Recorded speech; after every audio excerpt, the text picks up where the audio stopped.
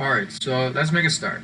The reason why I wanted to have another class so quickly, well, you read in the message that we need to finish off on how to create our pseudocode because you guys need to start making that.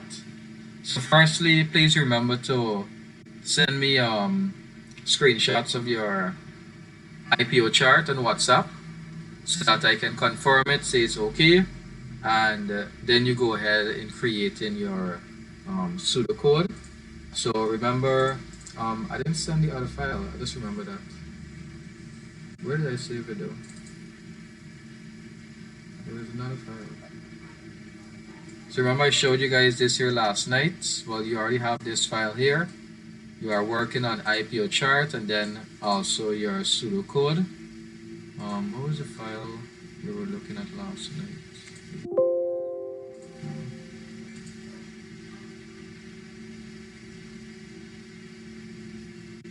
I created a pseudocode. Yeah, this here. I didn't send it last night.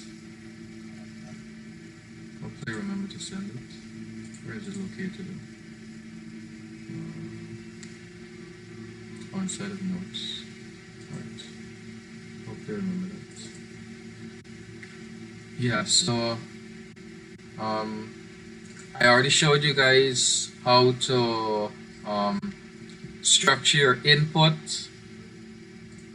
I showed you guys how to create your title for your pseudocode, how to declare your variables, how to initialize your variables, and how to structure your input, processing, and output. All of this was done in last night's class. So if you don't know what I'm talking about, please watch last night's class. It shows you the entire structure that I have right now of the pseudocode. What is the purpose of the title, how to declare, how to initialize, how to structure your input, processing, and output. And also stating the end of your pseudocode is also important. So remember we looked at sequential statements. Does anyone remember what is a sequential statement? You can just give your explanation, your idea. What do we mean by sequential statements?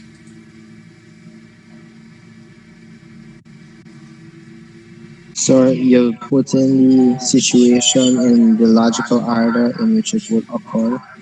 Good, very good. You put the statements. You put the statements in the logical order that you want them to occur. So whatever you want to occur first, that's going to go at the top. Whatever basically you want to happen second, that's going to go after. Third, that's going to go after that. So in sequence, your code, your statements, your keywords are going to be carried out. That's what we mean by sequential. But the question now is sequential only one after each other? Because remember, we have conditional branching. And conditional branching takes different paths based on the condition. So remember, I think I showed you guys this here last night, that if you start at a point, no, was it this class or was it, I think it was my other fifth form, science and tech. So you have your lines of code. So this is the first line, this is the second line, this is the third line, this is the fourth line. Now you have your condition here. Let's say this is a condition.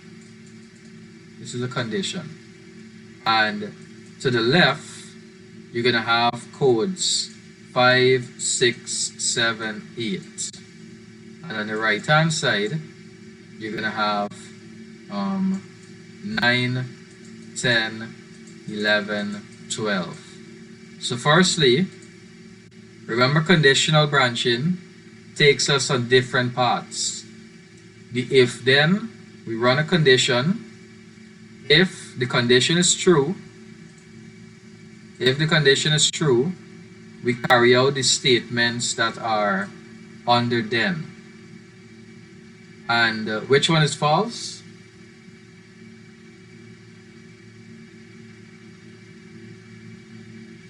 Else. Else. Very good.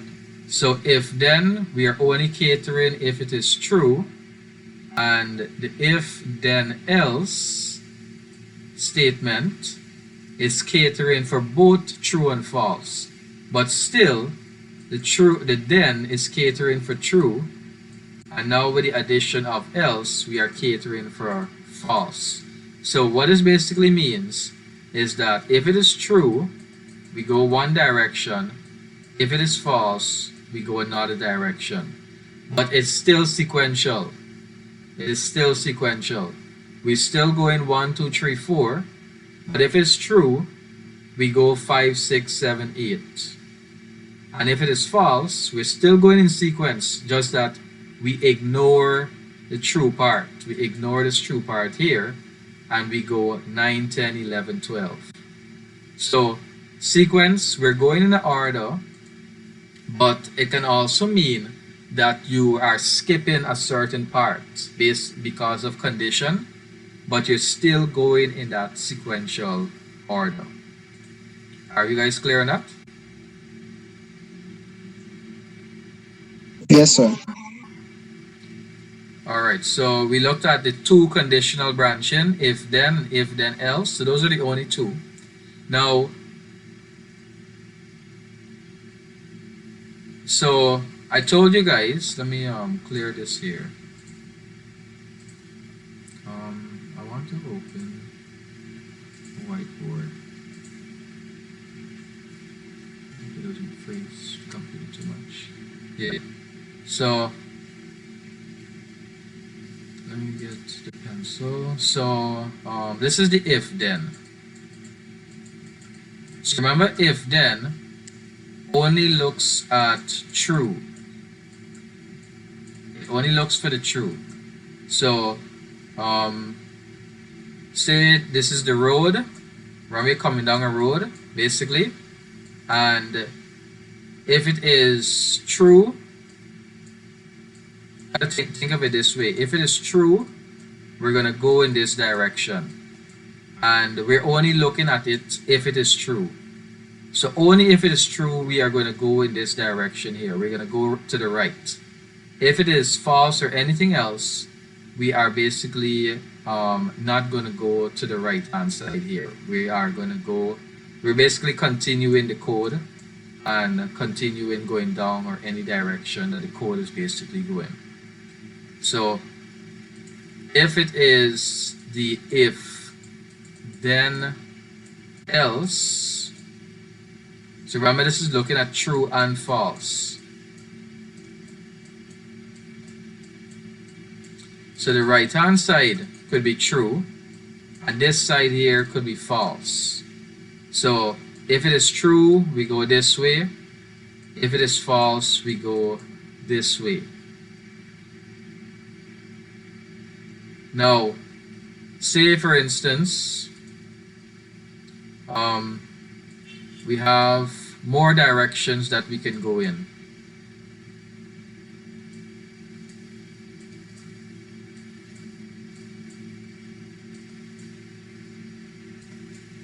We have more directions that we can go in. So these are all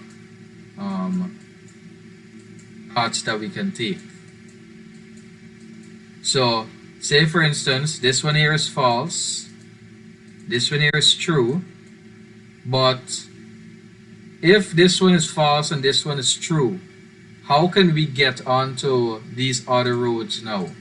How can we get onto this path here?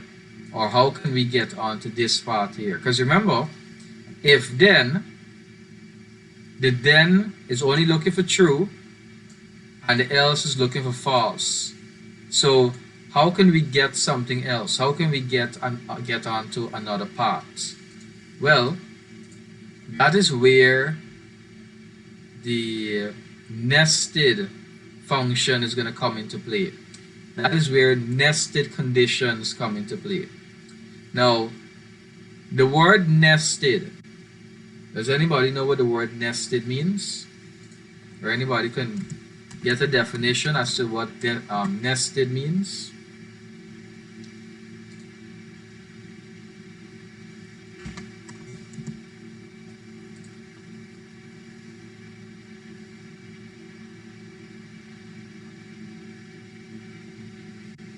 What does the word nested mean? More than one thing in one. Like, Exactly. That is it. So something inside of something else. One thing inside of another. So for example, if we draw a circle, nested is going to be something inside of a circle. We have another one circle inside of another circle. If you draw a square and you have a square inside of it, that is nested. You have a square inside of a square. So nested conditions basically mean you have a condition within another condition. So what do we mean by that? Look at this example here. You have the normal if function here. This is the normal if with a condition. We already learned about this here. If condition, mark is greater than 80. We have the then part here. This is if it is true.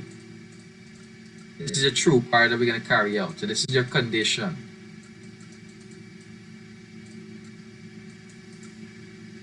Now notice here, we have else, which is false, but notice inside of the else, instead of writing a statement, given an output, we put back the same if statement inside of the else. So what it's going to do now, it's going to run another if statement. And it's going to run this if statement now. So this is another condition.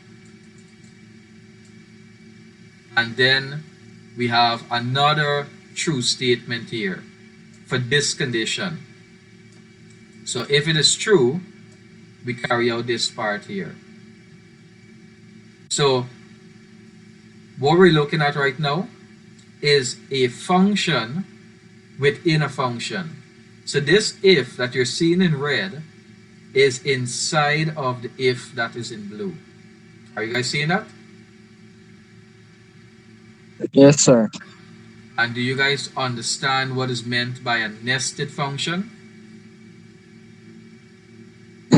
Yes, sir. Are the rest of you clear? I'm gonna go through the pseudocode, but I just want to know if you understand what we mean by a nested function, a function within a function.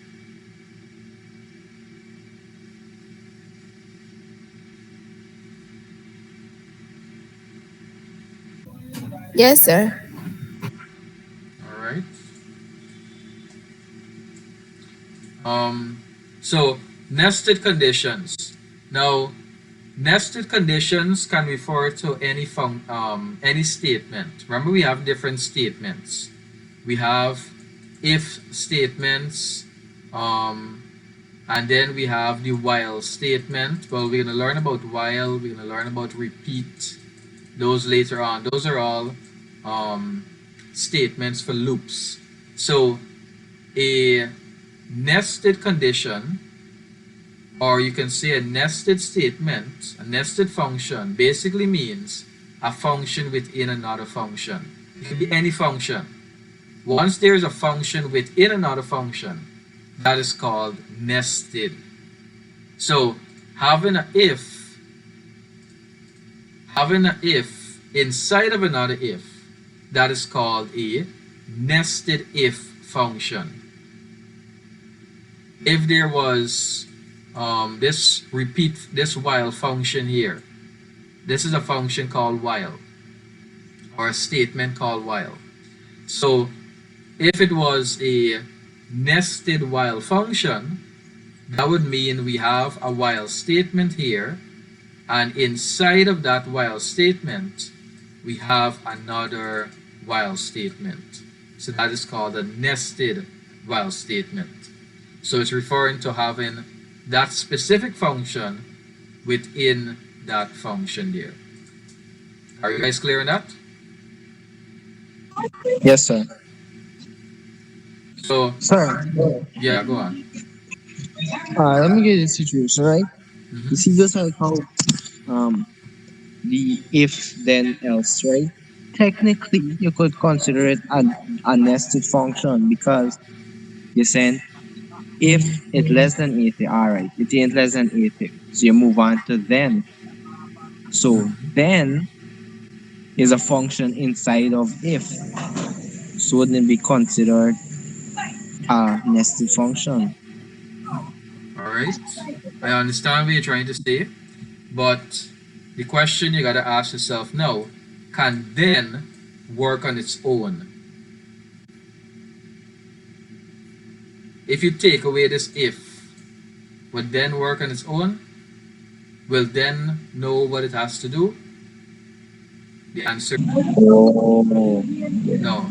It will not know what it needs to do. So the if is the then and the else is all part of the if function. It's all part of its structure. So you can so it's similar also.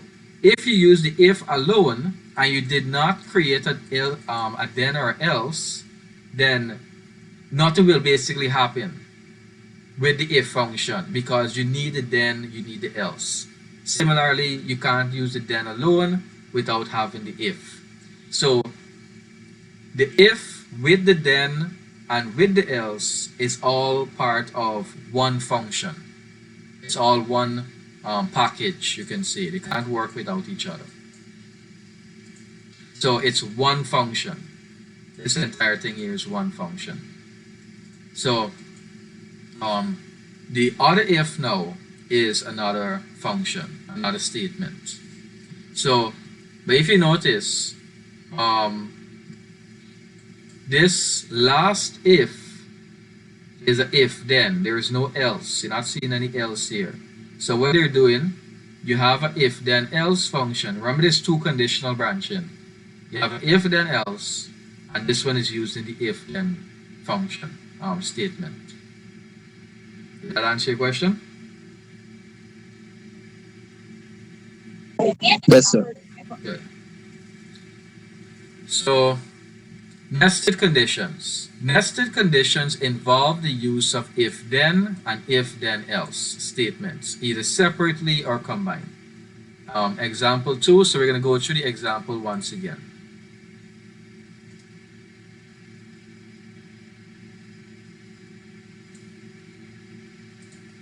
So remember, nested means a function within a function. So at the top here, we have our title, Pseudocode underscore 12, exam results. Next, we have our input instruction, our input statement. We're inputting a value into mark. And say we input, and we put in a value of, no, I'm going to put in 75. I'm going to put in 75 as the mark so that you guys can see the flow of the codes, the statements. So I input a value of 75 and it's going to be stored in a variable called mark. Now we start our processing. We are testing if mark is greater than 80. So that's basically mean is 75 greater than 80? Because remember, 75 is inside of the variable mark. Is 75 greater than 80? That is false. Remember, any condition, as you're going through it, you have to ask, is it true or is it false? If it is true, you are going to, let me put this part in blue. Remember, if it is true, you carry out the then part. Then is looking at true. So if it was true, we would have carried out these instructions here. Then output the phrase excellent results and output please see your teacher. But because it was false, we go straight to the else part, which is this part here. So this part here is the code that you're going to run if it is false. So this means we ignore this true part here. We ignore the true and we jump straight to the false. Are you guys following so far? Yes, sir. Adia, Akilo, Shiniza? Yes. Yes, sir. Good. Yes, sir. Fantasia? So Yes, sir. Yes, sir. it jumps straight to the false here now. Now inside of the false, let me find a color. I'm gonna use green. Now inside of the false, what's happening? Remember, we're running whatever is inside of else. Whatever is inside of else, we're gonna run. And when it starts to the first line in else, it comes across a if. The first thing is gonna come across. So at the top here, so this here was the um, so this here was the condition.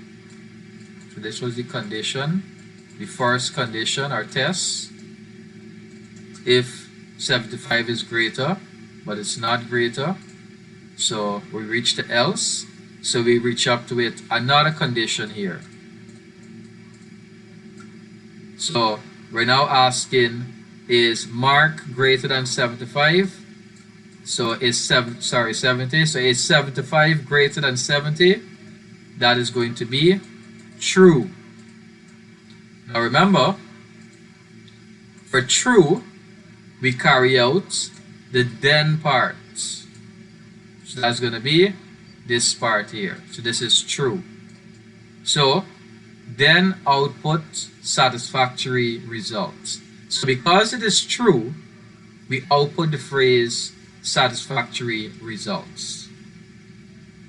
Now, after that now, we are going to run this code here because remember we're going sequential and this here it is not under any else, so it's just outside as a normal code, and we're going to run this part here next also. Please await the end of term report.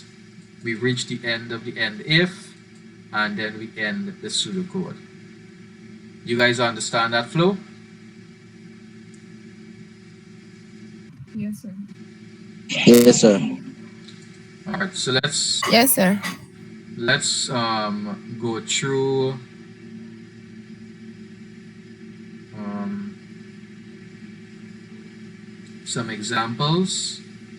I'm gonna give you some values, and you guys gonna tell me the answers. We're gonna go through the flow. Remember, this is how you trace your pseudocode, your program, if you have an exam question like it. So firstly, remember sequential, start at the top. You input a value into mark. So we're gonna input 90, and we're gonna see what's gonna happen. So after you input 90, that 90 is gonna be stored into mark. We go to the next line. If mark is greater than 80, is 90 greater than 80? True or false?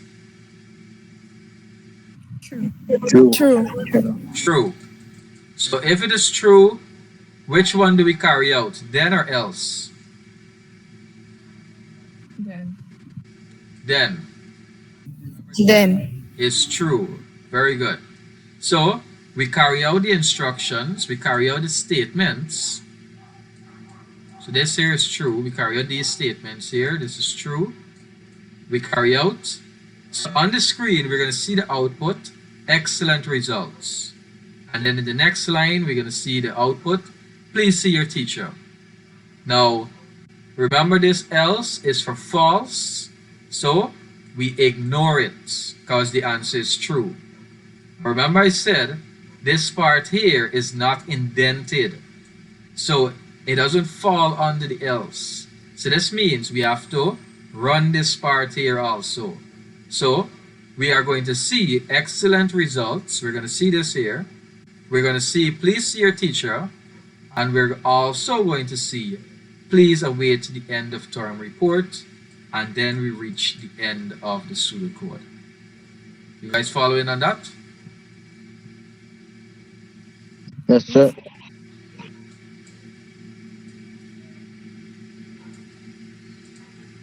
Alright, so let's try another example.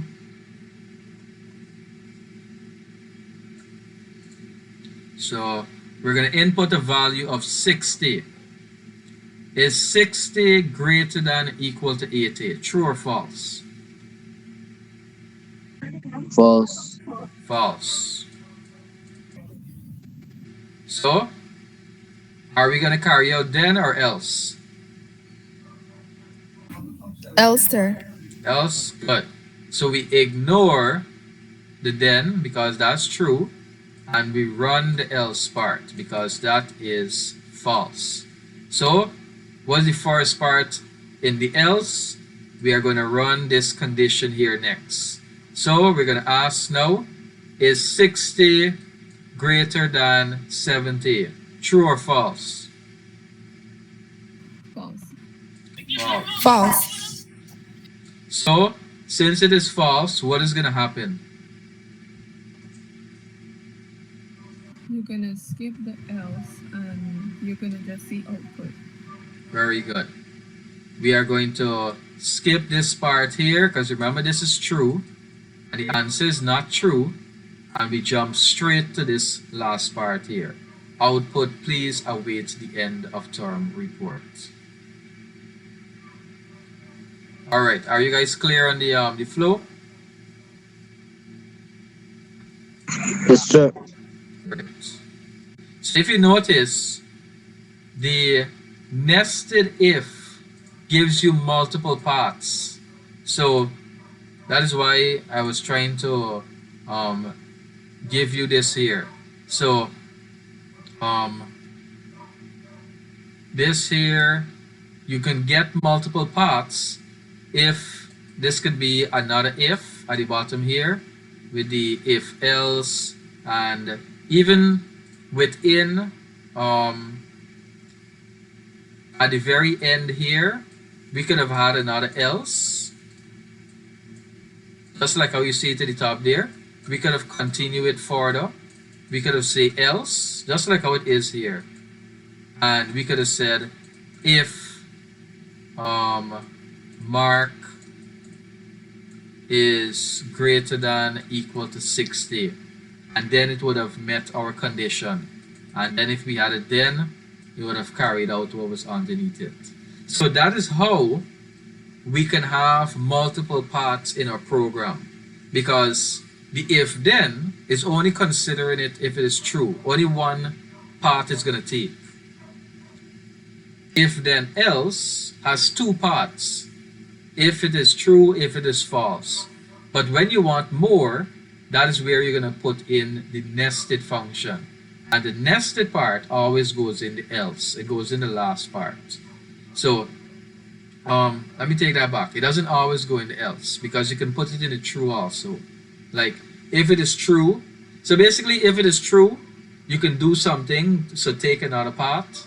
If it is false, do something else, take another path. So it all depends upon what you want to do with the program, what you want to do with the code.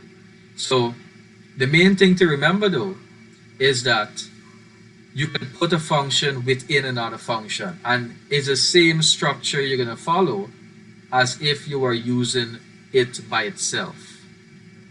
You just have to remember that the if runs a condition, and the then part gets run if it is true, and the else part runs if it is false.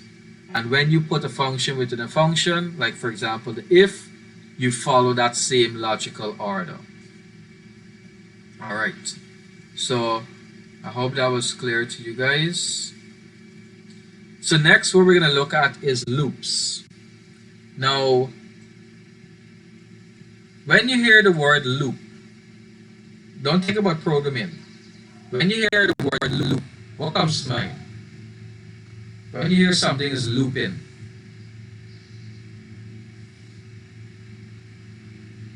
Repeated. right? Something that is repeating. So looping means repeating something. So in our program, we have what are called loops. And a loop is basically having something that is going to repeat. So a line of code, for example, if a line of code is inside of this box here, we could have it repeat 10 times. Now think of this situation here. So, let's see. Say you want to input. Say you want to add two numbers together. So you're going to let me create a Word document. That would be easier. So if you want to add two numbers together, you're going to say input and you're going to tell the person, please enter first number. And then you're going to read number one. And then you're going to say input again, please enter second number. And you're going to read that and store it inside of number two. So all we're doing, we're giving the instruction. You're telling the person to please enter the first number. It's going to be stored in number one. Then you're telling them to enter the second number and it's going to be stored inside of number two. So next, what we're going to have total is going to equal to number one plus number two. You guys understand what's happening here? Yes, sir. All right, good. Now, so this is one situation here. This is one occurrence. So this is one case of adding two numbers together. Now, say if you want to run the program again, inside the program, if you want to add two numbers again, you could just copy and paste the code. And when the program runs, this is going to be the first case. The two numbers are going to be calculated, added. And then if you want to add two numbers again, this one is going to be carried out. So say for instance you want to add, you want 10 cases. So you could copy and paste the code 10 times. But remember we go through it sequentially. This one is going to be first, this one is going to be second, this one is going to be third, this one is going to be fourth. Now, we're going to come into a situation now whereby we are making a lot of codes in our program. It's a lot of unnecessary codes because every time we want to add two numbers together, we want to repeat adding two numbers together, we have to add more codes to our program. So say for instance, if we want to do it 10 times, 10 times I need to have this line of code, these lines of code here. Now, that is ineffective when it comes to programming. So what you can do is implement what is called a loop. And what a loop will do is that right at the very beginning, you do something like say repeat for 10 times. And what is going to happen is that it's going to repeat this line of code here for 10 times. So you notice the difference now? We now have the line of code once, and we just have a simple statement telling the program to repeat this line of code 10 times. So that is the benefit of loop. It helps to reduce the number of codes that we can have in our program, and it helps to simplify how we can repeat a certain part of our code. Are you guys clear on that? Yes, sir. Any Yes, questions? sir. Any questions from anyone? Alright, no questions. Alright, let's continue. So, when it comes to the loop, let me close this here. I think that's close paint because my computer is acting up.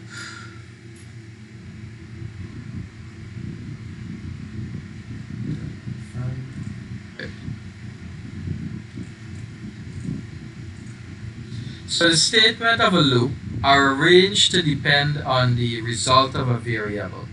So most loops cycle through the statement as follow.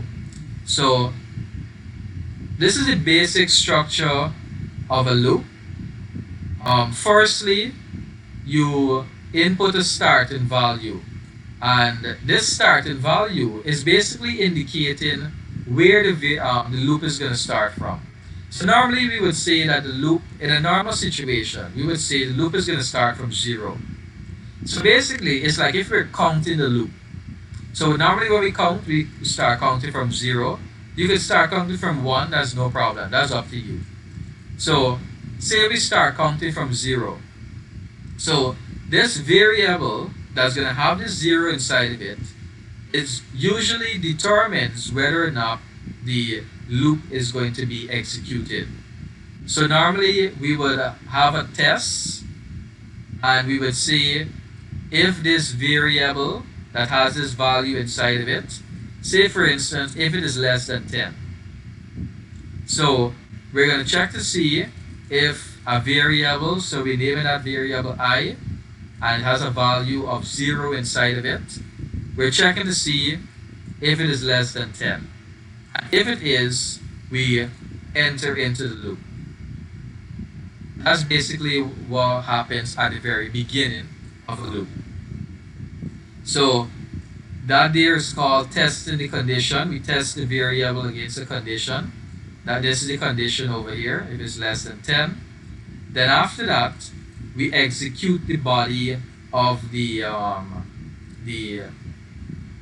of the loop. So just like how we would run an if, just like in this example here, we have an if with a condition. It's similar to the repeat the loop. They have the if with a condition, and this is what we call the body of the if. The then and the else, that is what we call the body of that statement, the if statement. So similarly, you have a while loop. You have a loop. It's gonna start with a variable, like in this case here, I equals 0. You're gonna have a condition. Is it less than 10? So that's this part here. And then we have the body of the loop. And we're gonna run whatever is inside of the body. And the last part is to update the variable. What we mean by updating, we increment the variable. We basically add 1 to the variable because we want to count the loop. We want to indicate that the loop already went through one time.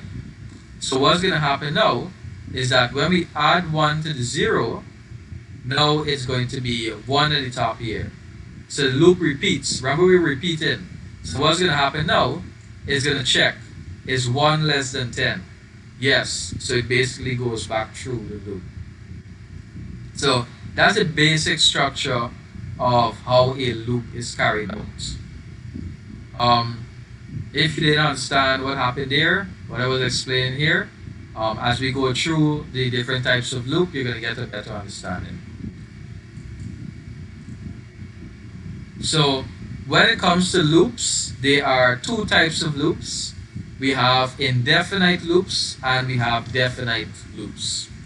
Basically, for indefinite, you do not know in advance how many times the loop is going to repeat for.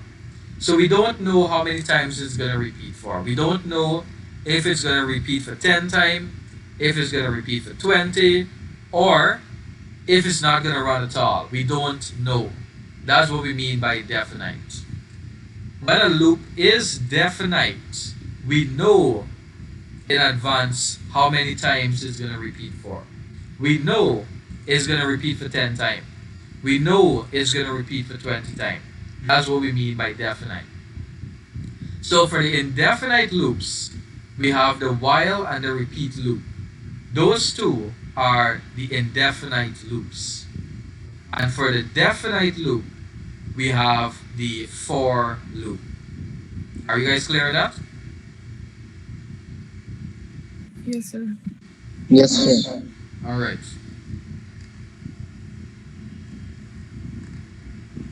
All right. Take a 3 minutes break. We're gonna start back at 2:20. You guys need to take care of some things. So I'll be back.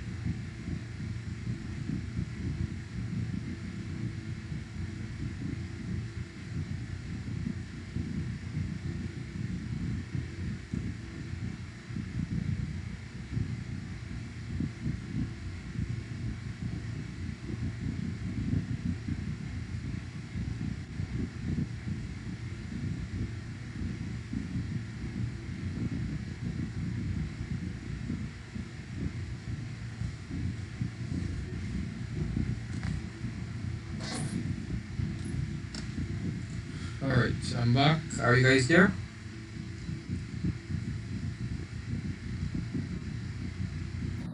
Yes, sir. Yes, sir. Akila, not Akila, Abdur, Fantasia, Shiza, Yes, Yes, sir. sir. Sahid. Yes, sir. Sahid, you following so far? Yeah, yeah. All right. Good. So as I was telling you guys, remember for exam purposes, we have two loops. We have two types of loops. We have the indefinite loop and we have the definite loop. So what are the two indefinite loops that you have to remember? The while loop and the repeat loop. What do we mean by it being indefinite? We basically mean we do not know how many times it's going to repeat for. We don't know if it's going to repeat for 10 times, 20, 30, we don't know. For the definite loop, we have the for loop. And what that means is that we do know in advance how many times it's going to repeat for. We are going to tell the program, repeat for 10 times, repeat for 20 times, repeat for 30. We will tell it. We know how many times it's going to run for. That's what we mean by definite.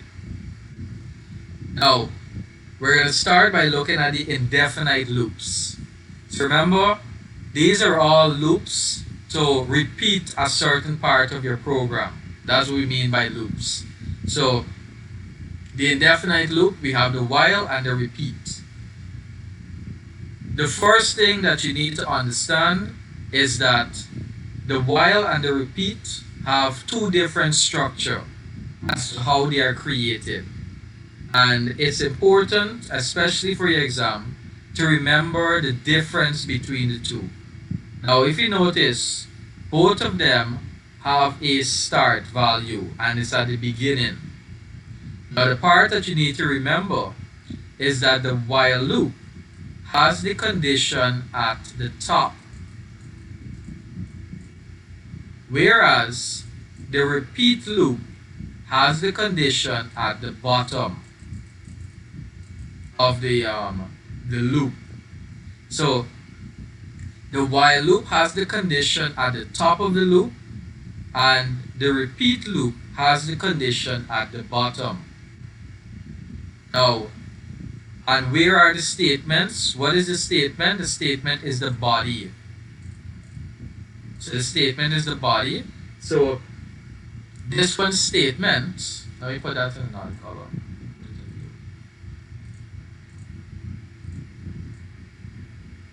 So the while statement is going to be at the bottom, whereas the repeat statement is going to be at the top. And it's very important for you to remember that. And for the while, the condition comes first, and then you run statements. Whereas repeat, the statements come first, and then you meet the condition. So the while loop repeatedly executes one or more statements as long as the condition is true. Now, coming back to that, um, there are basically about four differences between the while and repeat loop that you need to remember. So I just gave you one. The condition. Where is the condition? The while has the condition at the top. The repeat has the condition at the bottom.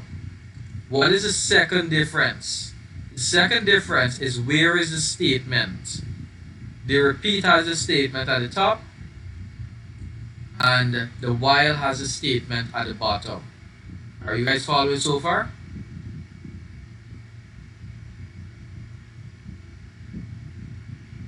Yes, sir. I'll explain condition and statement later on. Just note where are they positioned. That's what you just need to remember for now. Now the third difference is how do we stay within the loop? So you gotta think of it this way. So think of it this way. You have a yard. This is a yard. And to get into the yard, there's a gate. There's a gate here. So this is a gate. Now the gate has a password.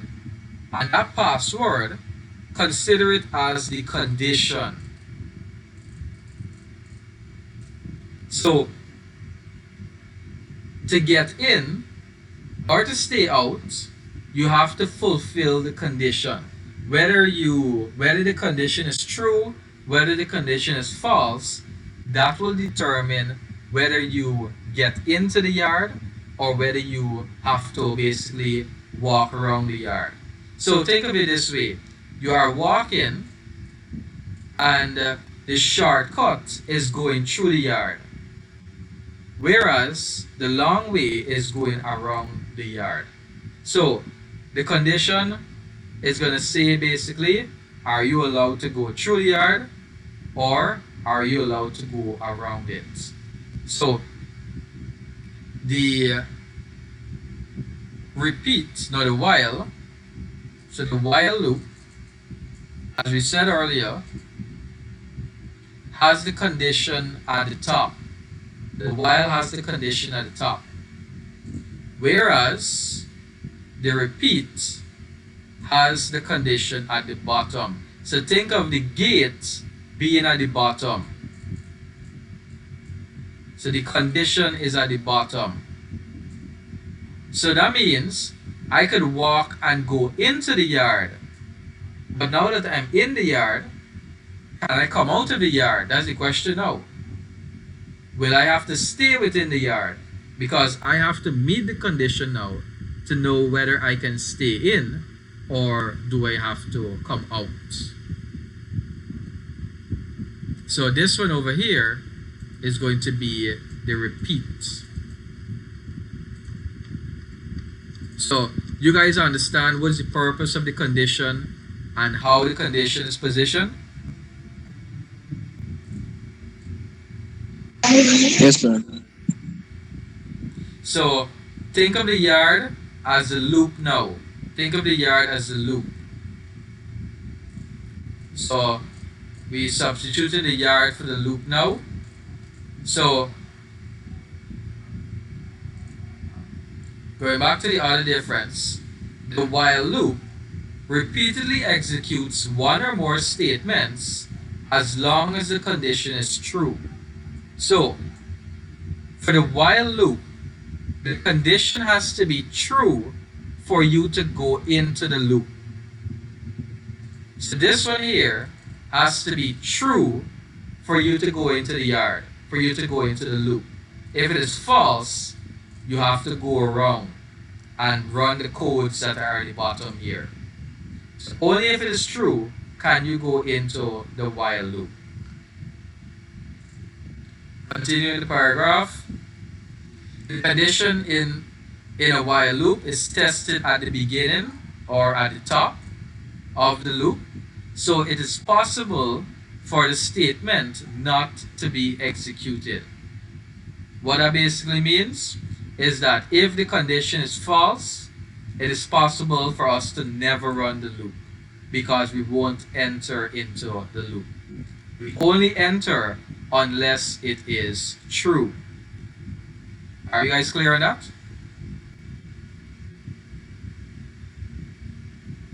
Listen. Are the rest of you clear? Yes, Yes, sir. sir. Yes, sir. Good. Where's my cursor? Good. So here we have the general structure of the while loop. So we have the while statement. So if you notice, it's similar to the if.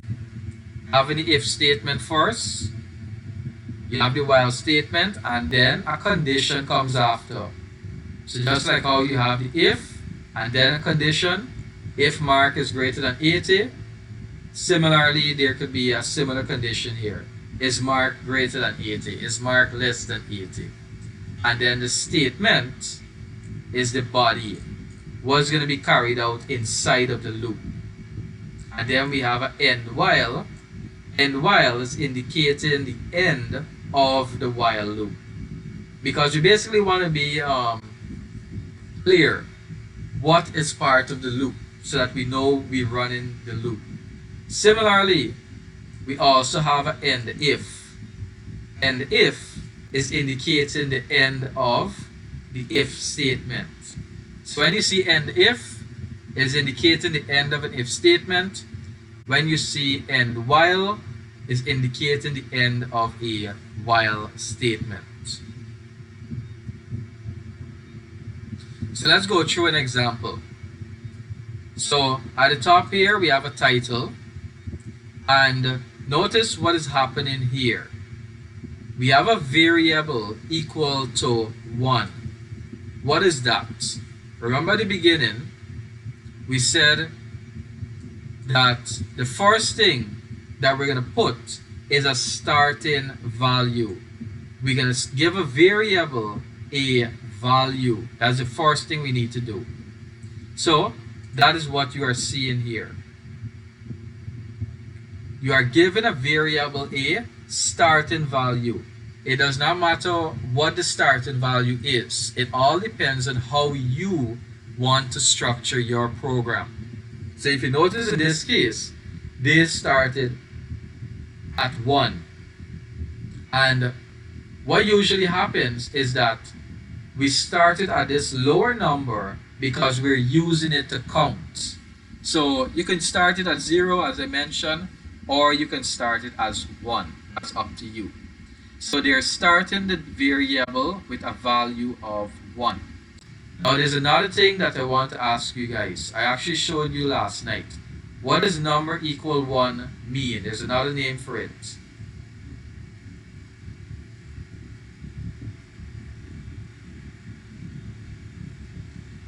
What are we doing at this stage? What are we doing with the variable? Giving it a value. Giving it a value, yes, that's correct. But there's a phrase for that. So giving a variable a value. Initializing. Initializing. Initializing the variable. So remember, we talked about that when we were looking at the structure of your pseudocode. We talked about declaring the variable and initializing.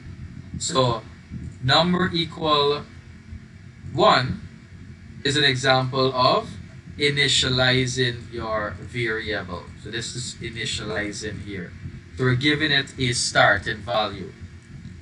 So after we initialize the variable number with the value 1, we are going to start the while statement. So while number, which is going to be 1, is less than equal to 3. So we run our condition here. So this is our condition. Now we're going to ask the question, is 1 less than 3? True or false?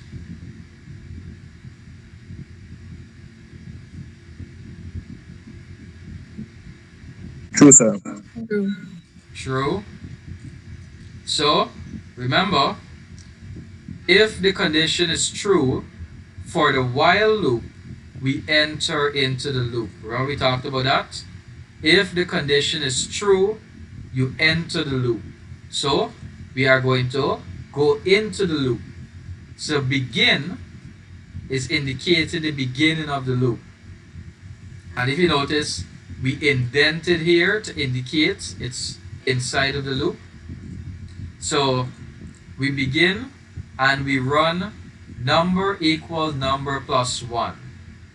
Now this here is the last part in the structure.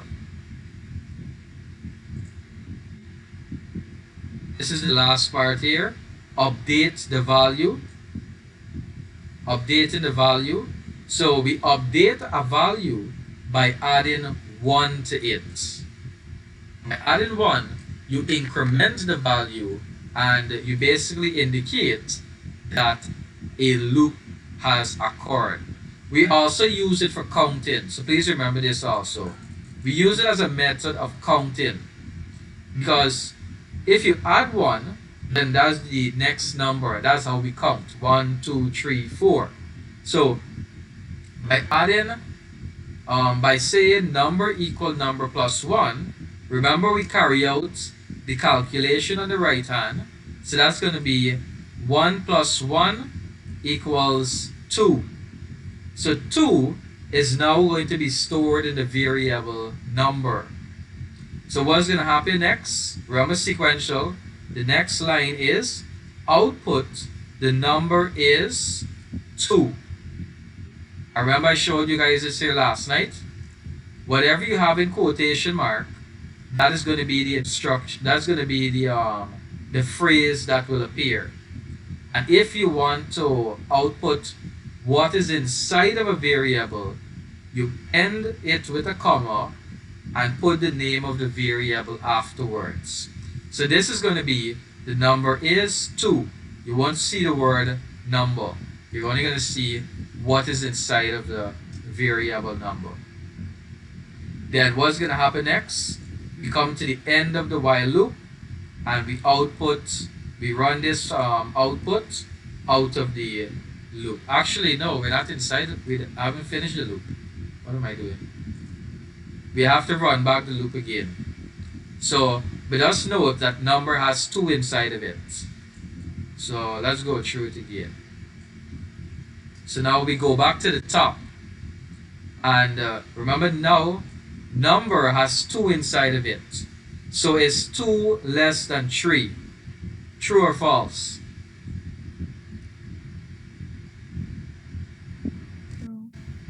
True.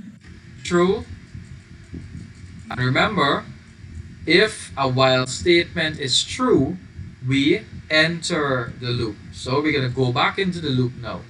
So we begin, and the first line of code is to add number plus 1.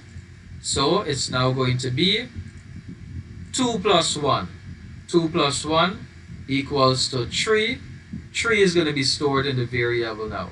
And then we run the next line. The number is 3. So we continue the loop again.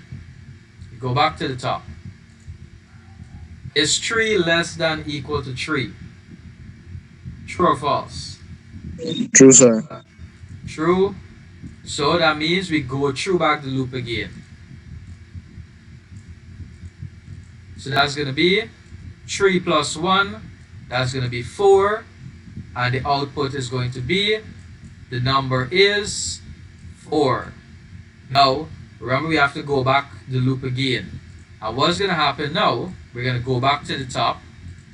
And we're going to have 4. Is 4 less than equal to 3? False. False. So what's going to happen there now? Remember, if it is false, you do not enter the loop. So we ignore the loop now. And we go straight to the last line of code. Output out of the loop. Are you guys clear on the flow? Yes, sir. Yes, sir. We understand. Alright, great. So let's go through another example.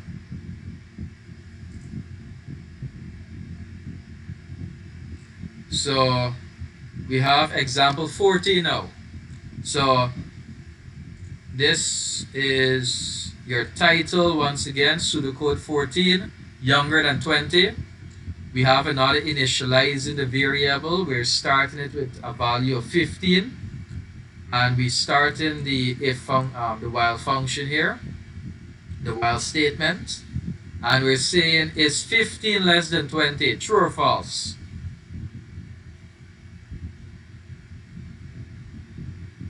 True, sir. True. So that means we enter the loop, right? Once it's true, we enter the loop, we enter the gate. So we carry out what is inside of the loop. We first output you are a teenager. So that's going to appear on the screen. But notice the increment or the counting is lost. So it actually doesn't matter which part of the loop you put it. You can put it at the beginning, you can put it at the middle, you can put it at the end. The increment, once it's inside of the loop, it's going to be carried out. So we increment. 15 plus 1 is going to be 16. And we carry out the loop once again. Is 16 less than 20?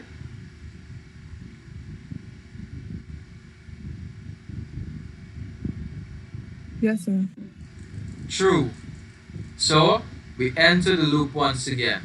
Output, you are a teenager. That's going to be output on the screen. Then we increment once again. 16 plus 1, that's going to be 17. Then we repeat the loop once again. Is 17 less than 20? True or false? True, sir. True. So we output you are a teenager once again. And we carry out our increment once again. 17 plus 1 is 18. And then we repeat once again. Is 18 less than 20?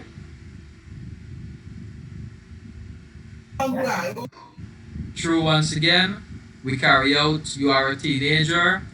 We increment once again. 18 plus 1, that's going to be 19. We run the test at the top again. Is 19 less than 20? True. We go through back the loop once again. You are a teenager. 19 plus 1, that's 20. So now, is 20 less than 20? True or false?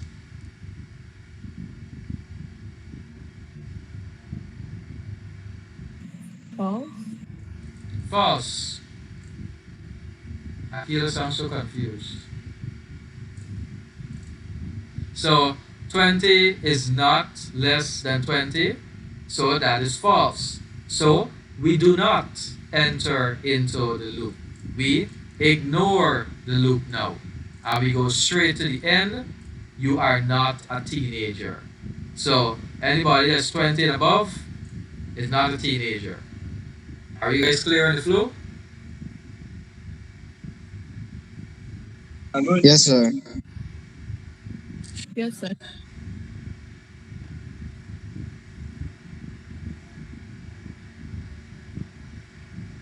Shaniza,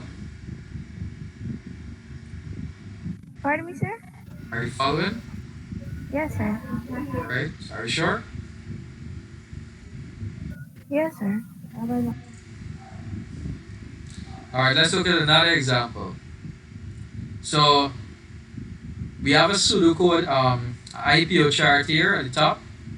We are inputting a value inside of mark, and we have the while function here.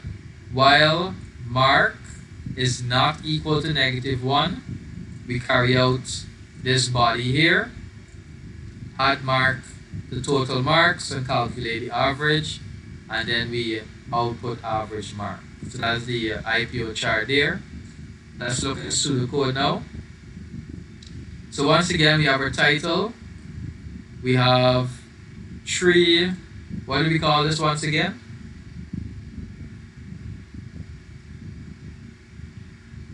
Initializing variables. Right? So we have tree initializing of the variable. Total is going to start off with 0. Count is going to start off with 0. Average is going to start off with 0. Now remember I showed you guys last night how you would normally request the inputs.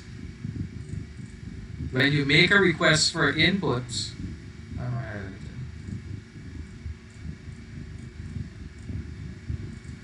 when you make a request for inputs, you normally give an output first. You tell the person, enter a mark. Please enter a mark.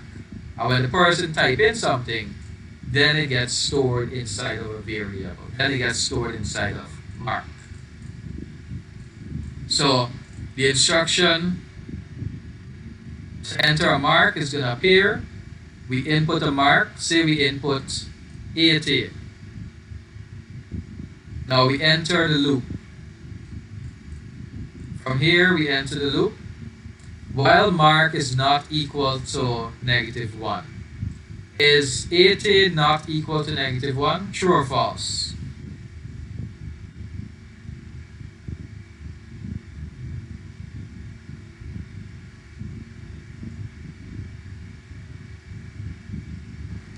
That sounds like a hard maths question. True. True. 80 is not equal to -1. If it was equal, it would have been -1. I'm sure this is confusing quite a few of you with it not equal. So 80 is not equal, or it is not -1. You can say it that way. 80 is not -1. So, true. 80 is not -1. And remember, if it is true, you enter the loop. So, when we enter the loop, the first thing we're going to carry out, we're going to add total and mark. Now, what value does total have inside of it? It has a 0 from the top here. Now, 0 plus mark, that's going to be 80. So, 0 plus 80 is going to be 80 now is going to be stored inside of total. And then we're going to increment, count. Count has a 0 at the top here. So that's going to be 0 plus 1. That's going to be 1 is stored inside of count. What are we going to do next? Output, enter a mark. And we're going to put in another mark. Say we enter 90.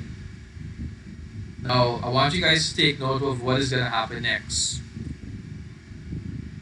So, remember this here is the start of the loop. So we have to go back from here. Is 90.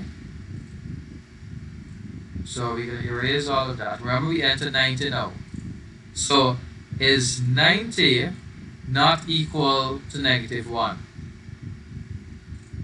True or false?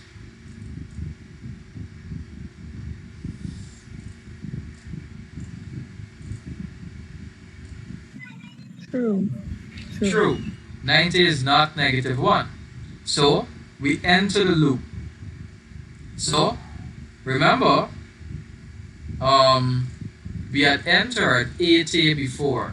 So total has a value of 80 because we're still running the program. We're still inside of a loop. So 80 now is going to be added to 90. So 80 plus 90.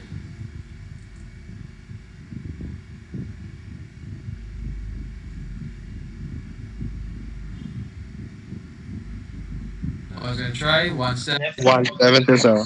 Good. And what value would count have? Anybody remembers?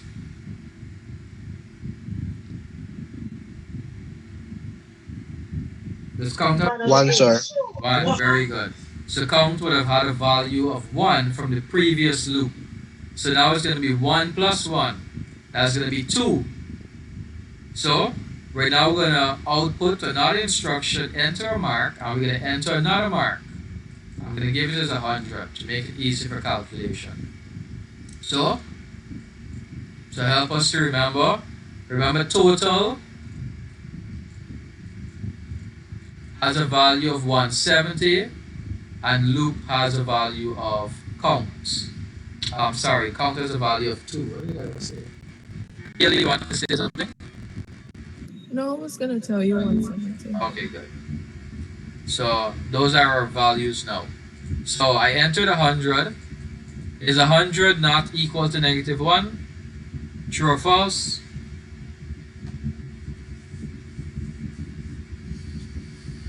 True. So we enter the loop. When we enter the loop, the first thing we're going to do, we're going to calculate. We're going to say total. Remember, total now has a value of 170. 170 plus 100, 270. Count has a value of 2. So 2 plus 1, that's going to be 3. And then we output enter a mark. Now, this program has the possibility of running indefinitely. Once you keep entering grades, it's going to run indefinitely. But think of this example. Think of a case whereby I am recording your grades. Say I'm recording your grades to the end of the term. I'm doing the grades to Abdur. And say I just entered 10 subjects. So I entered 10 subjects there, and this count here now, it's at 10, indicating that I entered 10 subjects. So what we can do now is actually to enter the value of negative 1. So this is a situation where you're going to want to put in negative 1 because I finished entering all of the grades to Abdur. I entered all 10 grades to Abdur. So now I don't need to enter anything else. I entered a negative 1 to end the loop. So is negative 1 not equal to negative 1? That is going to be false because it is equal. So negative 1 is not equal to negative 1. Now, when you enter that negative 1, it's going to ignore the loop and it's going to go straight to the end while.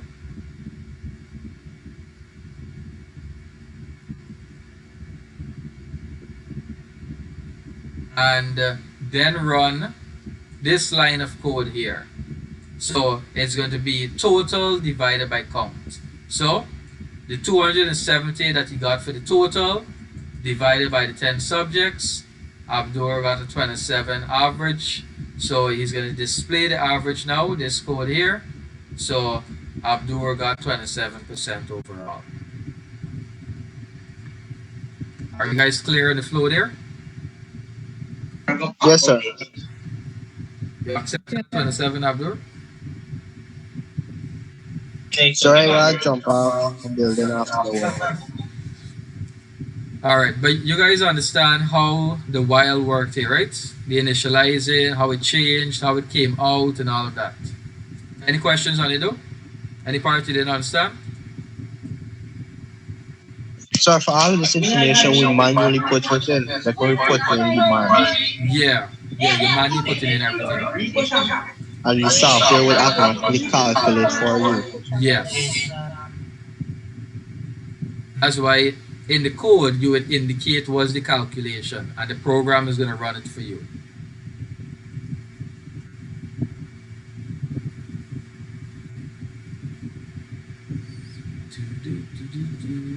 All right, so that's it for your while loop.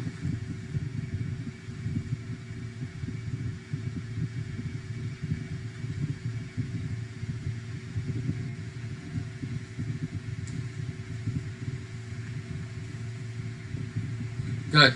So remember for the while loop, as I showed you guys here in this diagram, the while loop on the left hand side, remember the condition is first, and if it is true, you enter the loop.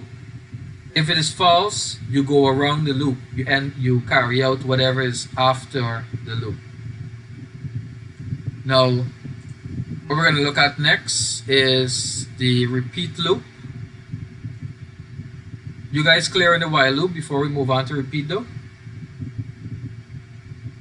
Yes, sir. Shaniza, Chitra, Akila. Yes, sir. Yes, sir. All right. Yes, sir. Take a 2 minutes break, sink in all of that information. Sir, at 7 we finish it. Huh? At 7 we finish it. You want us to finish? No, just asking. I would have actually hoped for us to finish off. No, we're not going to finish at 7 because I want us to finish off repeat and then 4 and then we're going to finish there. Yeah, I want to finish off this entire chapter. Okay. The latest you might go is 7:30.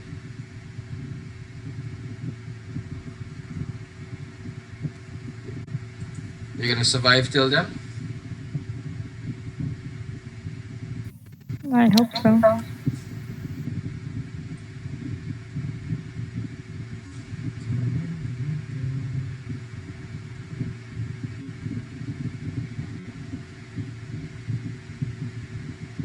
Should I go here?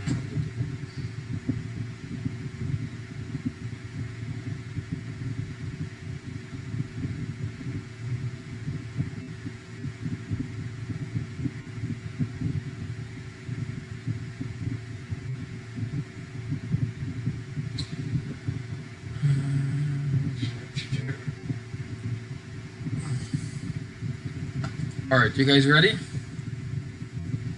Oh, nobody left in here. Abdul, you there?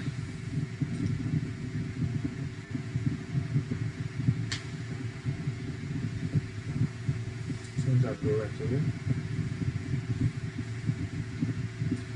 Akila, are you there? Yes, sir. Chitra? Yes, sir. Seems we're waiting on Abdul.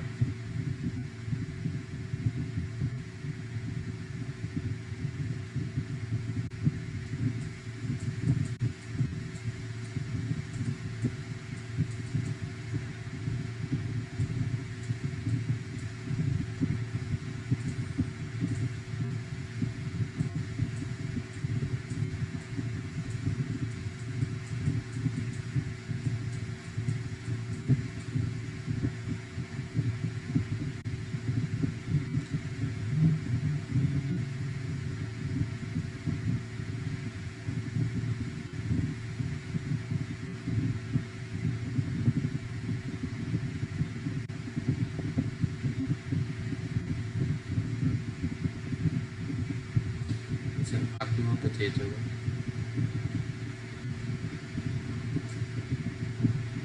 Did you guys know that um, the color wheel does not have that brown is actually not a color?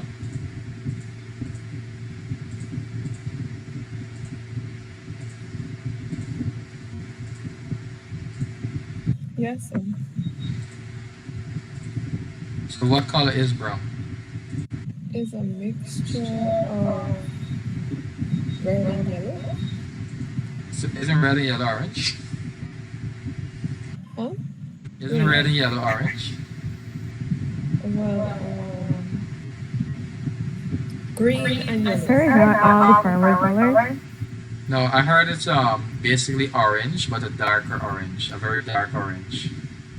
So if you actually took orange and you made it dark, you actually get brown.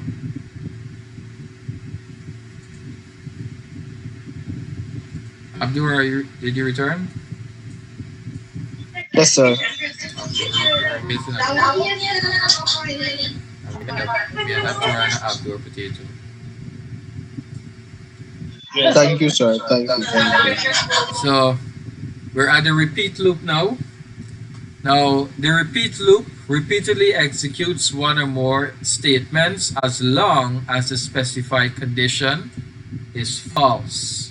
So remember, the while was going into the loop if it was true. But now the repeat is going into the loop, or it's staying in the loop if it is false. So that's another difference there I was telling you guys about earlier. So when it is false, you're going to stay inside of the loop. But if it is true, you're going to come out of the loop. So while it uses true to go into the loop, whereas repeat uses false to stay or go into the loop. Now note that this condition is tested at the end. So I showed you guys the condition at the end. So the statement will always be executed at least once. So these are the four differences here.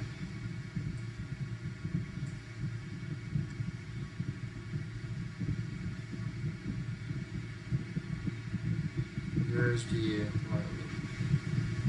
so the condition is true, and it has the possibility to not be executed at all. So what's the third difference? The third difference is that the while loop has to be true in order to enter into the loop, whereas the repeat has to be false in order for you to enter into the loop. Are you guys clear on that?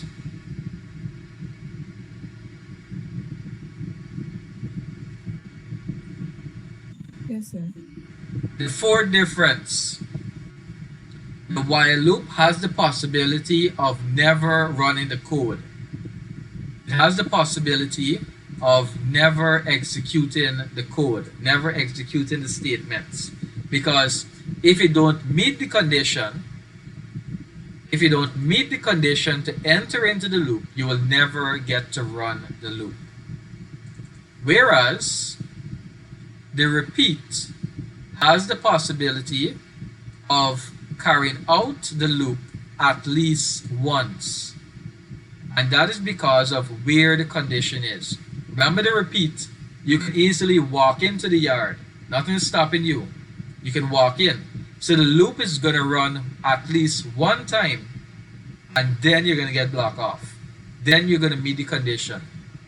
And if the condition is true, you get to exit the loop. If it's false, you get to stay. So those are the four differences, especially for exam purposes, you need to remember. I'm going to go it over again. The four differences. One, the while loop has the condition at the beginning. Let me use that word. At the beginning. And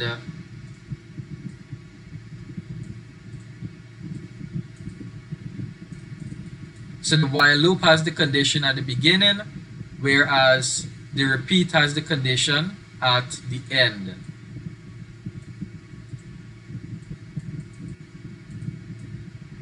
The statements now, the while loop has the statements at the end, whereas the statements, or I already changed it, the statement in the repeat is at the beginning. Those are the two differences there. The third difference, the while loop, it has to be true in order to enter the loop. The repeat has to be false. Repeat has to be false in order for you to enter the loop. How many times will the loop run for? What's the possibility of it running? That's the fourth difference. Repeat is going to run at least once, whereas the while loop has the possibility of never running at all. So those are the four differences that you need to remember there. Are you guys clear on the four differences? Yes, sir. Great. So let's look at the structure. You have the key, you have the statement, the keyword repeats. Then you have the statement. So if you notice the order, you're going to run the statement and then you're going to meet the condition. So you're repeating until the condition is true. If it is true, you exit the loop. If it's false, you stay inside of the loop. So let's look at an example. So in this example, we initialize the variable number, we give it the value of 1, and we start the repeat loop. We're going to increment first. So if you notice, number 1 plus 1, 2, and we're going to output, the number is 2, because remember we're outputting a variable here. So we're going to see the number is 2. Now we're running until number equals 3. So is 2 equal to 3? True or false?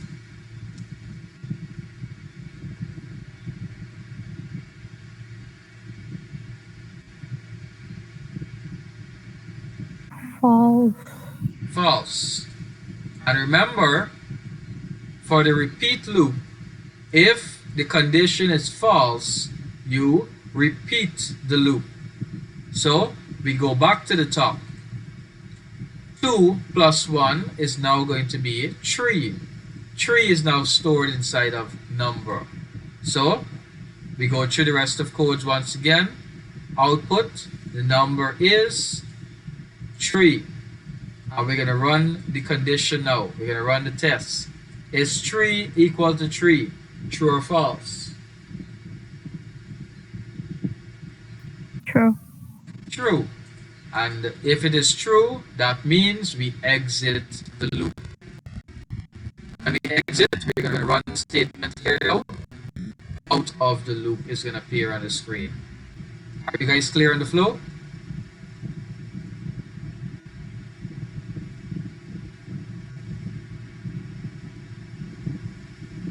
Are you guys clear?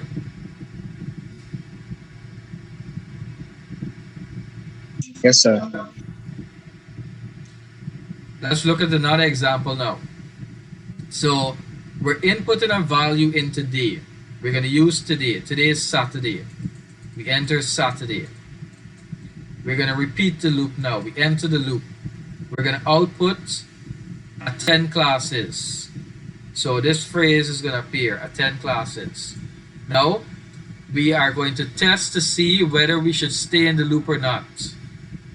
We're going to see, is the day that we entered equal to weekend day?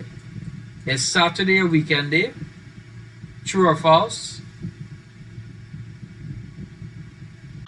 True. True. Saturday is a weekend day. So that means we come out of the loop. We end the program. If it was, if we had entered Friday, we entered Friday, we enter the repeat, we output attend classes, we run the test now. Is Friday equal to weekend day? False. That means we have to repeat the loop once again.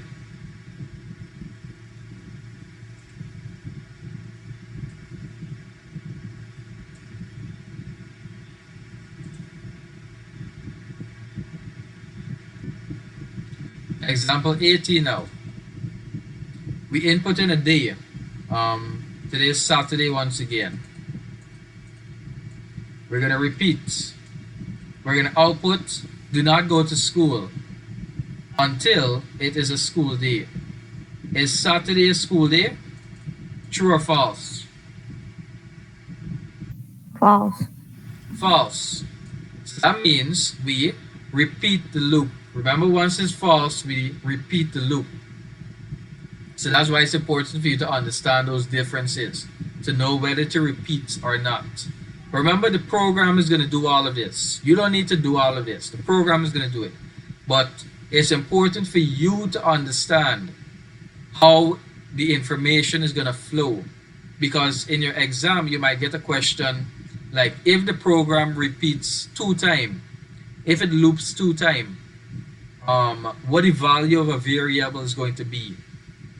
That's the question they might ask you. So you have to understand how to trace the flow, whether to repeat, what direction to go, and so on. That's why it's important for us to go through it this way. So we're going to repeat once again. We enter Friday.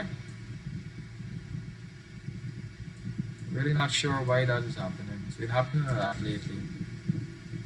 We enter Friday. Is Friday a school day?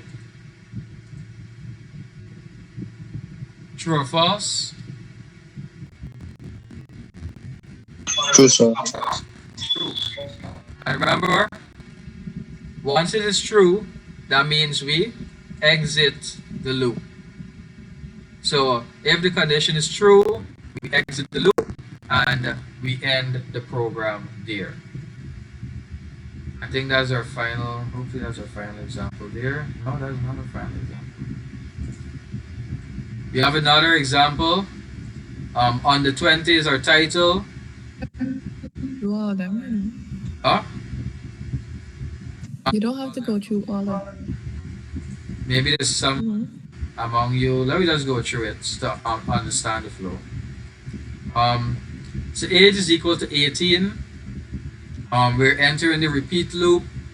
We're going to output the phrase you are under 20 years old, and then we increment 18 plus 1, that's 19. We are running is 19 equal to 20. That is false. We repeat. We now at 19. 19 is going to be here. 19 plus 1, that's 20. And we're going to ask, is 20 equal to 20? True. Then we end the loop there because it is true. The other example. So once again, we're initializing variables here. This is our title at the top here. We have the start of our repeat loop. We give a display of instruction, enter mark. We input the value 80. If mark, and then notice we have an if inside of a repeat. So if mark is equal to -1, is mark equal to -1? That is true or false?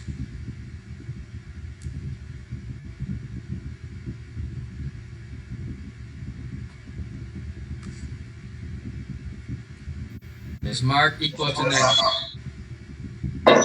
False. false? So which statement are we going to run? Then or else? Else. Else. So we ignore then, we run else. We're going to run total equal total plus mark. So what is our total? We don't have anything in total. 0. Mark is 80. Our new total is going to be 80. Count was 0. 0 plus 1, that's going to be 1. We are running until mark equals -1. Is 80 equal to -1? False. So we run the loop once again. So how do we come out of this loop now? So remember we have 80 inside of it. So we enter -1. We input the mark -1. Is -1 equal to -1? Yes, true. So we run the then part. We run end of marks. So we finish entering the marks. We ignore the else. We go to the condition for the loop to see whether we should stay in the loop or not. Is -1 equal to -1? True. Remember, once the condition is true, you exit. We come down to the bottom here now. If count is equal to 0. Was count equal to 0? No, we had 1. So 1 is not equal to 0. So we carry out the else part. We ignore the true part here. So, the total, which was 80, divided by 1, that gives 80%. So, Abdur got 80% now. Satisfied with that 80?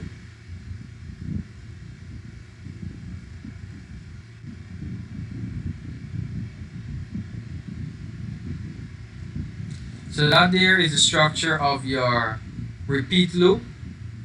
Remember the repeats? So that's the end of our while and repeat loop. We're going to look at the for loop and end off there. So remember the difference between the while and the repeat. Where is the condition? The while has the condition at the beginning, repeat has the condition at the end. How does that affect the loop?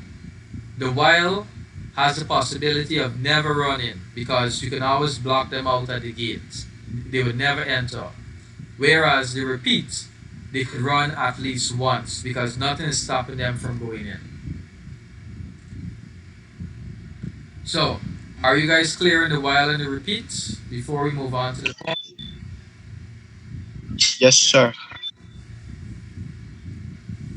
Chitra? Yes, sir. Alright, so our last loop now. Now, the for loop. The for loop is used when the start value and the end value is known. Remember, this is called the definite loop. So we're now looking at the definite loop. For this loop, we know how many times it's going to run for. That is why we're going to have a start value and an end value. Because the starting, say for instance, we start at 0 and we end at 10, that's indicating we're going to run for 10 times. So this is a general structure of your for loop. You're going to start with a statement for, and then we're going to have a variable. Say for example, the variable is called count.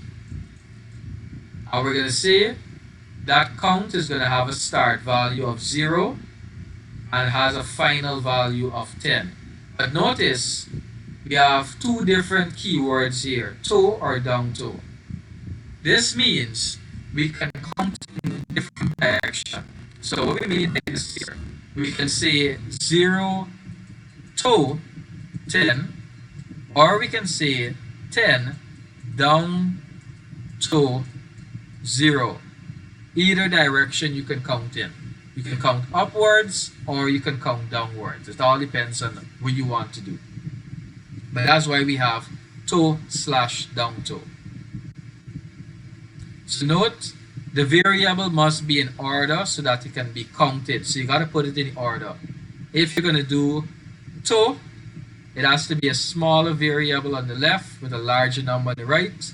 If you're going to use down to, a larger number on the left with a smaller number on the right. The variable begins with a start value, and the variable changes by 1 every time you execute the loop. So to counts up and down to counts down, as we indicated here. So the loop terminates when we reach that final value. So the loop is going to end when we reach 10 or when we reach 0. And we're going to use N4 to indicate the end of the for loop. So let's look at an example. We have pseudocode, we have title school. We have 2 initializing here. Saturday is equal to 2, Sunday is equal to 3. We're going to say for day equal to Sunday to Saturday to Sunday, do. We have the variable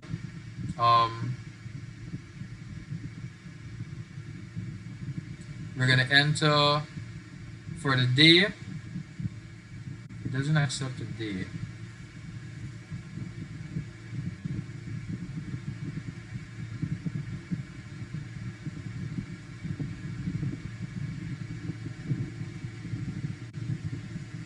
Saturday is equal to 2, 3.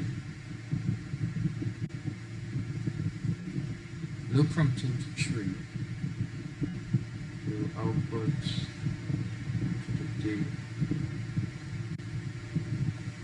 Okay, let me look at another example. Or the variable Saturday is initialized with 2, Sunday is initialized with 3. In the first statement, the variable day is assigned the first value of Saturday, which is the number 2.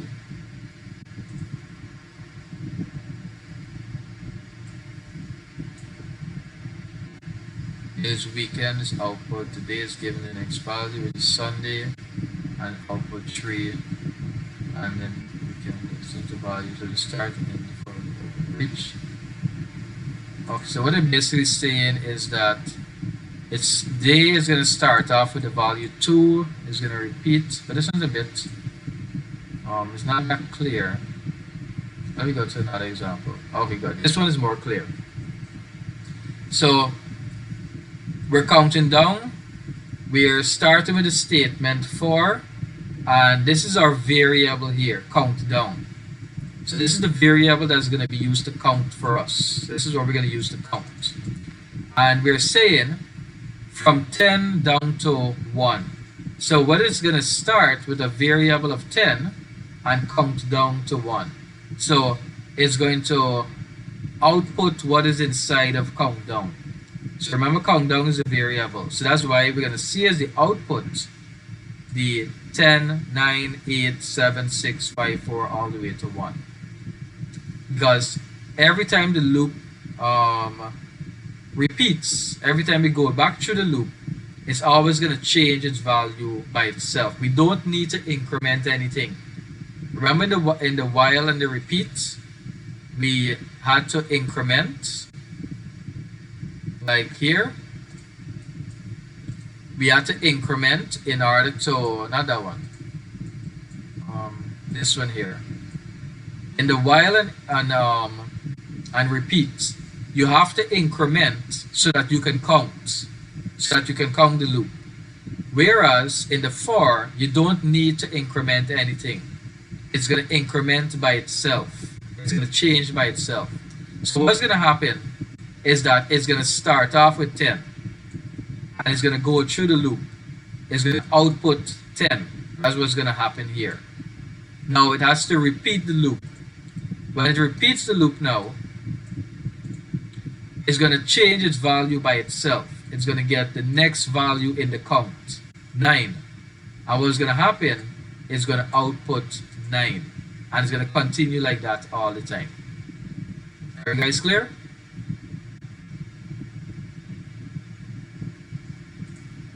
Yes, sir. So that's actually what was happening here. So Saturday is first stored inside of day. So what's going to happen? We're going to output the phrase "it is a weekday," and then we repeat. When we repeat, we put Sunday inside of it. But this, it's not really making much sense. Like, what's the point of the 2 initializing it? It's not like if we output any variable here. It's not really making much sense. Alright, let's look at another example now. So our title for a loop, remember this is our variable here. And we're saying, is the variable equal to daybreak? Are we at daybreak right now? No, but it's going to start at daybreak. So it's going to start at daybreak to sunset, and it's going to output it is not night. So it's like if the program running throughout the day, it's constantly checking to see if it is daybreak or if it is sunset. So it's going to put daybreak inside of the variable, and it's going to run it is not night. And it's going to continue running throughout, and when it reaches sunset, sunset is going to be stored inside of it, and it's still going to output it is not night, but then it's going to end because that is the last part of the loop.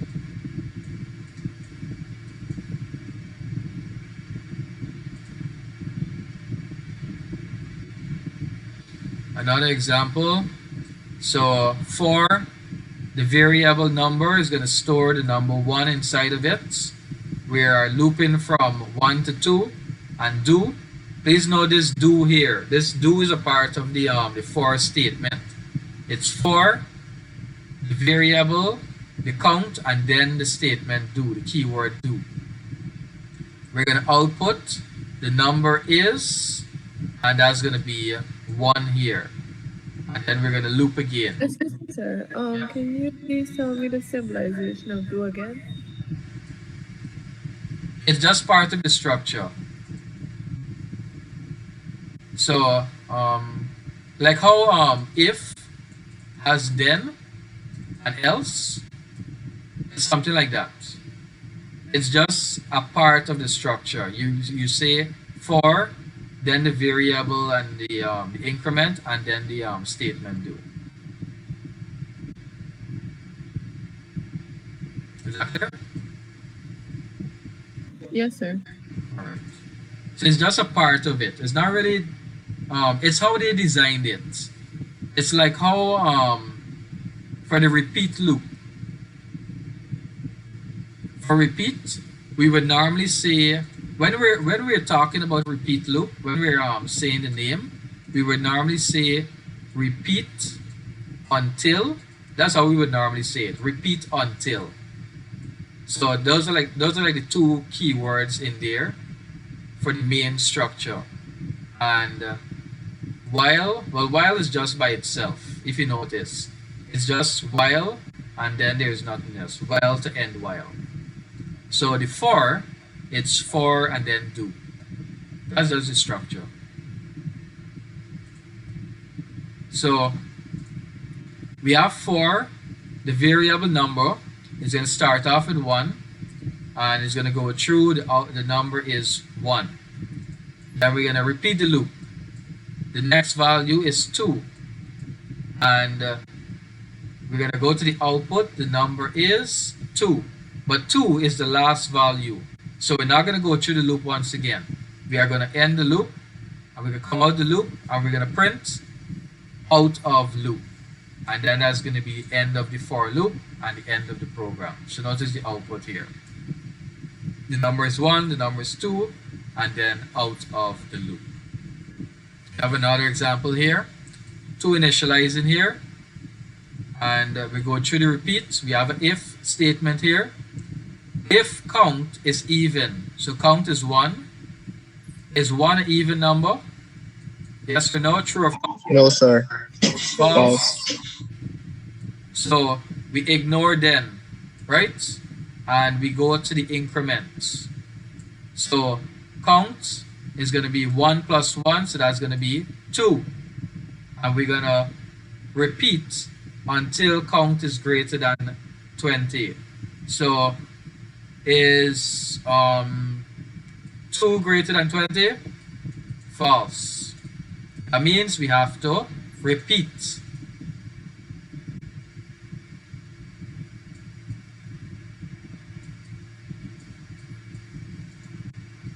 So is 2 an even number?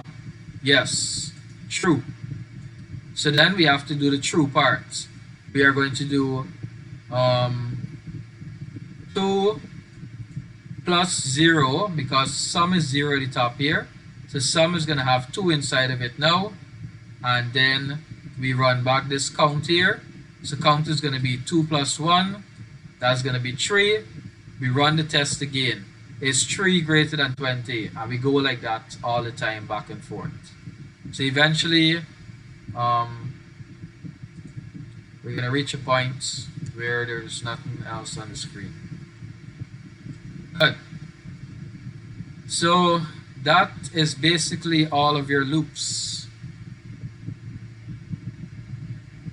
So we've completed pseudocode. So you guys should have all the information that you basically need for your loops for your pseudocode development for your SBA. Now, before we end, once again, please use this part of your SBA as your guide. This is all the instructions for your programming SBA. Everything that you need to know, exactly what you need to do is right here. tells you what is your input, what is your processing, what's your output, whatever you need to do. And if you notice, please follow your mark scheme. Your mark scheme tells you exactly what you need to do. Your mark scheme tells you to start your algorithm. What starts your pseudocode? I've been saying this over and over. What starts your pseudocode?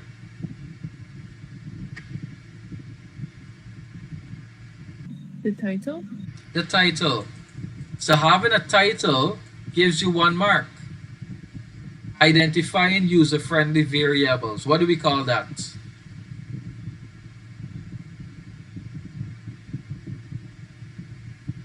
Declaring variable. Declaring. Good. So that gives you another mark. Initializing the variable, another mark. I already showed you how to do all of this. Prompt for data. Request for data, prompt for data. I showed you this. This here is an example of prompting for data. When you ask in the program to please enter the number, please enter a mark, please enter a value, that is called prompting for data. You're telling the person to enter data. That there is another mark. When you store that data now into a variable, like this here, that is giving you another mark. And then you're going to have selection. That's going to be your if statement. And then you're going to have loop. So you guys can choose whichever loop you want. You can choose the for loop, you can choose the while, or you can choose the repeat. Whichever one is going to work for you. So I showed you everything that you need to know for your pseudocode that you're going to make. Now, what can help you to determine which loop to use is basically how you want to develop your program. That's why we learn what is the difference between the for and the repeat and the while.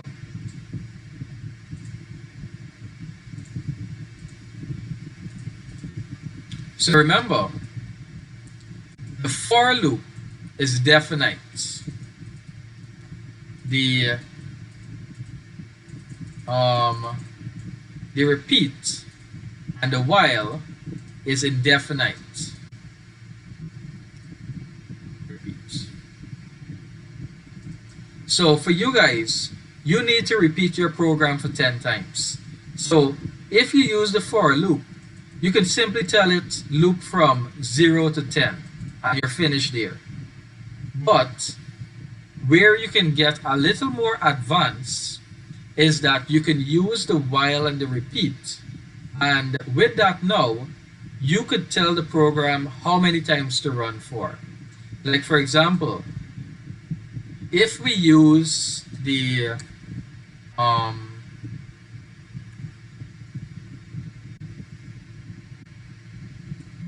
I'm going to give you guys an example as to how you can develop it. Remember, the while loop is while and then a condition. So what you can do, you can say something like this here. Please enter how many times to loop. So you're telling the person, enter how many times to run the loop. That's how you can start off the program. And say the person entered 20.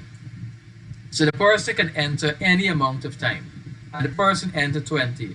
Now this 20 is going to be stored in a variable called count. We just give that as an example.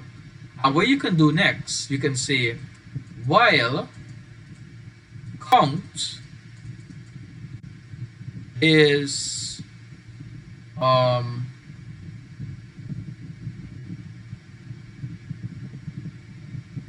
what are you gonna put? You're gonna look for 20 and while loop is, how are we gonna structure it? Less than 1. 20. No, you should lose the repeat. But basically what I'm trying to explain is that you can make input and and the person can say how many times the program can actually loop for. So you can say enter 5 and the program is going to loop for 5 times. You can say enter 10 and the program is going to loop for 10 times. Now, so either one can work. You can use the for and build in the 10 time you're going to loop for, or you can make it a little more advanced and use while or repeat and use a variable to accept as input how many times it should run for. I think, let me see, the while is going to be repeat until it is, so you're going to say it's going to increment. Well, it can actually decrement it. This could have been a negative, a minus sign here. So you can actually say repeat until count is less than 1. And then you're going to do count equal count minus 1. So every time the program loop now is going to minus 1 from it. So it's going to go through 19, 18, 17, 16, all the way to it reaches out to 0 and then end the program there. So this is an example of how you can enter a value. So if the person enter 20, you're going to loop for 20. If the person enter 10, 10 is going to appear here. Is 10 less than 1? No. So it's going to loop and then continue to decrement. 10, 9, 8, 7, all the way till it reaches 0, and then it ends the loop. You guys think you understand what I'm trying to explain? Yes, sir. Alright, great. So, but whichever loop you use, that's up to you. I'm just giving you some ideas where you can how you can make your program a little more advanced if you would like to do so. So, in conclusion of everything we looked at, let me go back to this document here. Remember your structure for your pseudocode. You must have a title, then you declare, you initialize, and then you put in your input, you put in your processing, you put in your output. That's the logical structure. What did we look at? We look at sequential statements. Sequential basically means that we run the codes in order.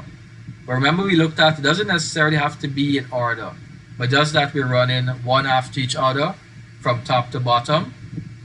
Conditional statement basically means we have branches. We have different paths.